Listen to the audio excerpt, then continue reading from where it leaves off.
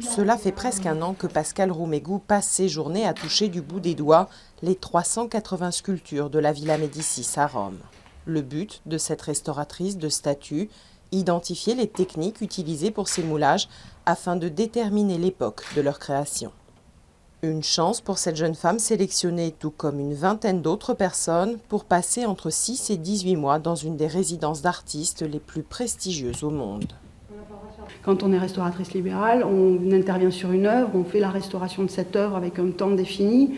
On regarde souvent par curiosité à droite et à gauche, mais on a rarement le temps de faire le tour d'une collection.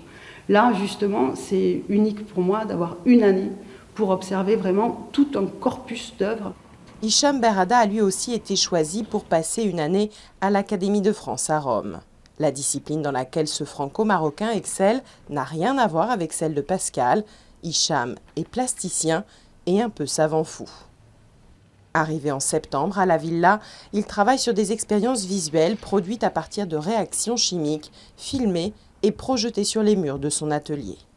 À la Villa Médicis, la temporalité d'être là pendant 12 mois, pour beaucoup un peu loin de nos repères, nos habitudes de production, fait que je pense qu'il y a, c'est réellement de la recherche que l'on fait ici, plus que du faire.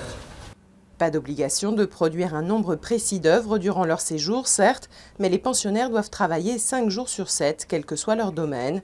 Musiciens, historiens de l'art, écrivains, architectes et même scénaristes, tous les talents sont bienvenus à la Villa Médicis, fondée par le roi Soleil en 1666 et qui a vu entre autres séjourner Ingres, Bizet ou encore Garnier. Les heureux élus qui peuvent s'installer avec leur famille reçoivent une allocation tous les mois, une chance pour bon nombre d'entre eux qui vivent souvent à la commande le restant de l'année.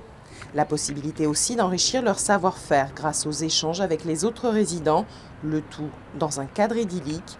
Mais les places sont chères dans cette résidence financée par l'État français.